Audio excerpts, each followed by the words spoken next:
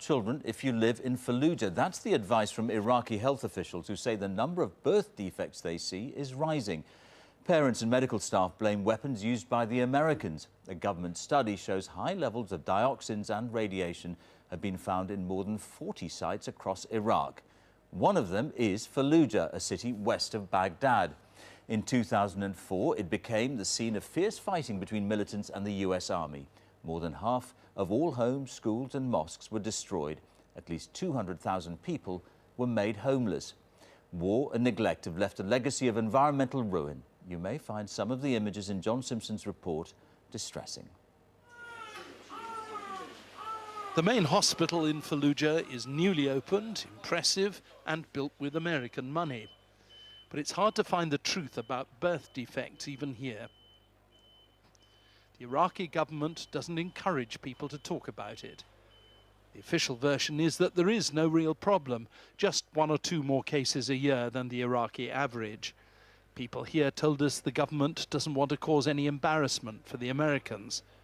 So it takes courage to challenge the official version. 1 case a week, do you see? Something like that? No. 2 to 3 cases per day. 3 cases a day? Yes, mainly cardiac defects. What is it that's happened in Fallujah that means that these birth defects exist in such numbers? I am a doctor. I have to be scientific in my talk. I have no proof and I have nothing documented. But I can tell you that year by year the number is increasing.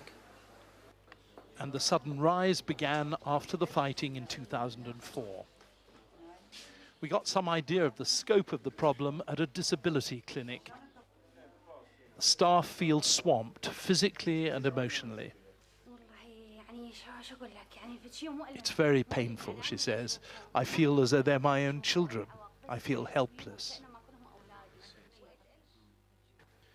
The director shows me dozens of photographs, a terrible record of suffering. There's one of a baby born with 3 heads. Many others are too dreadful to show. Rubble from buildings the Americans bombed was bulldozed into the river. Local people still get their drinking water from here. It's one possible cause for the birth defects.